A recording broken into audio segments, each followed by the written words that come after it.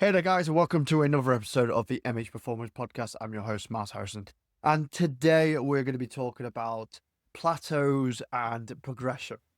So, the meaning behind this episode, the reason why I'm doing this episode today is because one of the things that everyone will face in their training career is plateaus. They're very frustrating, they are annoying, but they're very part of the sequence.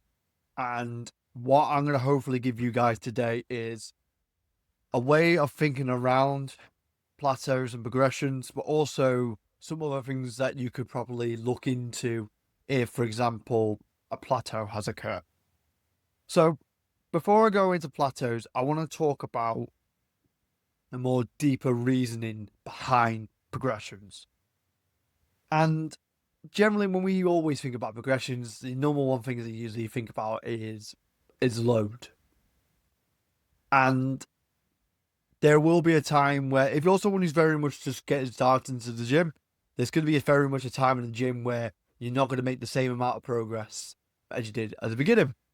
If you think about anything regarding anything in your life, you know that when you first started, you don't gain as much knowledge or experience or as much lessons as you do if you've been doing it long enough. It's just natural and so far. There is a law of diminishing returns. The longer we go into it, the less we're going to kind of get out of it. But on the caveat of that, the more we have to kind of put into it. So what I always try to say is to people and stuff like that is try to just think more than just simply what's ever on the bar. And what you gotta understand is progress in general is not linear.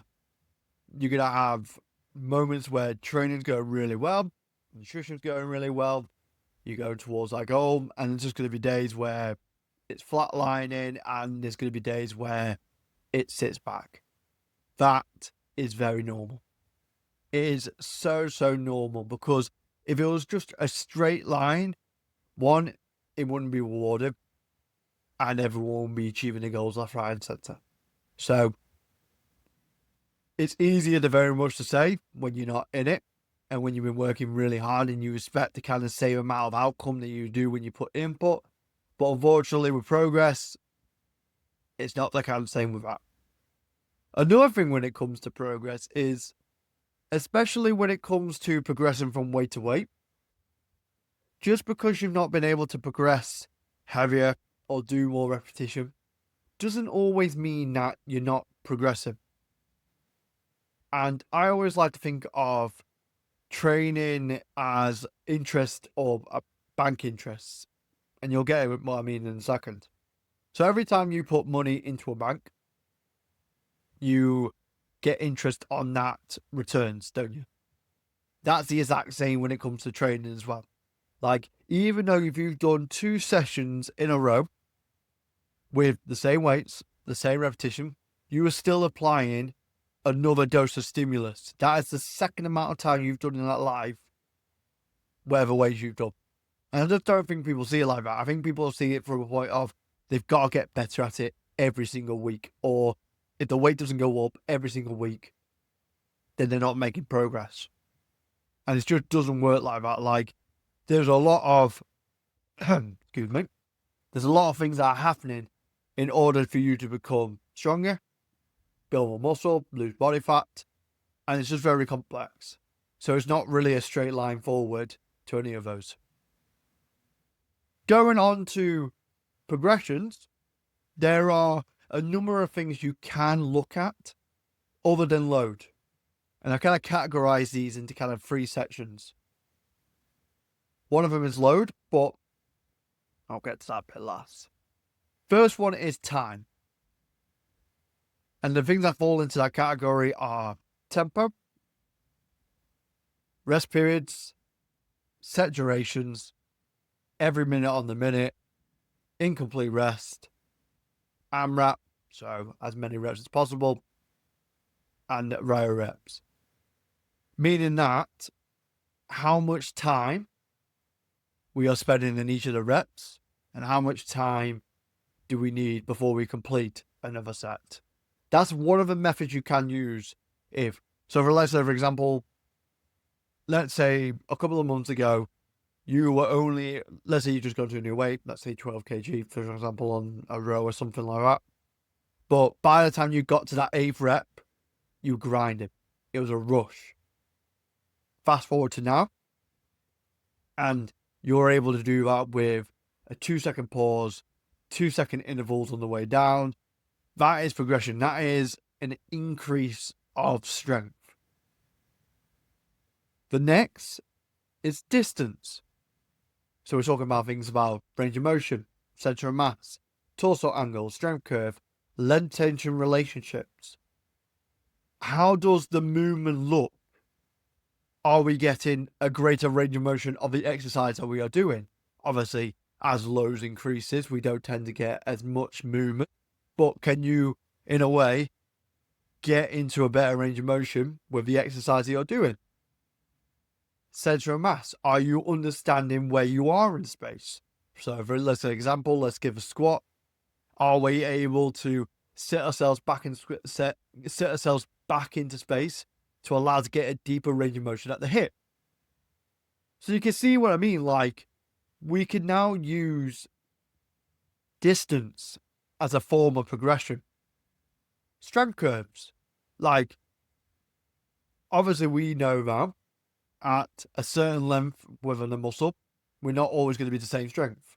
If we're thinking about the strength curve, we know that generally we're going to be the strongest when the muscle fibers are in mid-length, because we've got the most amount of crossovers in the cross-sectional angle, technically meaning our fibers in our muscle have the most crossovers.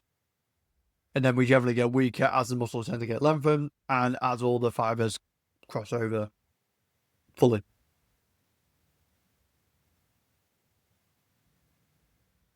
Moving on to load now.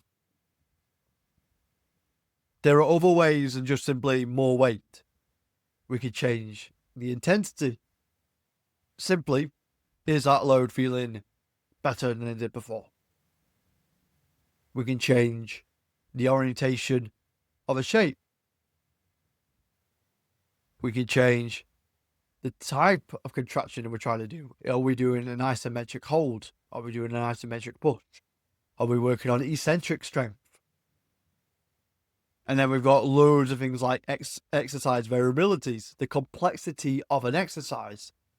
Like, I've just gave you now, guys, a good 10, 15 different ways of progressing an exercise that you can find progression in that could help you when things like weight's the same. So I know this episode is a little bit short, but I always like to make people feel like there are a lot more in control when it comes to doing their strength training, and to give them more avenues to make sure that they're always pushing when things are not always pushing forwards. Because things happen. Sleep's not always the greatest, food might not be the greatest, you might be in stress, you might be having a fight with your missus, and that does have an effect on your training. You might not be able to get to the gym as much. So we've got to find ways to alternate our training to allow progress go forward. We could use myself as an example. Someone who's currently got an ankle injury. I'm not able to do the same amount of loads on my legs because I'm limited by how much I can push through my ankle. So if I can't stable my ankle as much, can I go for a more stable exercise? Can I go for a leg press instead of a squat? That allows me to load up a lot more than I would be able to do on a squat because the ankle's not moving as much. It doesn't have to stable as much. Therefore, I can drive more tension to the rest of my body without worrying so much about my ankle. So, cool. I'm going to leave that there, guys. Quite short episode today, but I hope that gives you guys a quick, an easier way to think about progress and give you some strategies when it comes to pushing progress indeed. Because performance should always be the proxy. We should always push in progress, even if we can't always push the weight. Anyway, guys, thank you very much for listening to today's podcast. I'll see you all in the next one.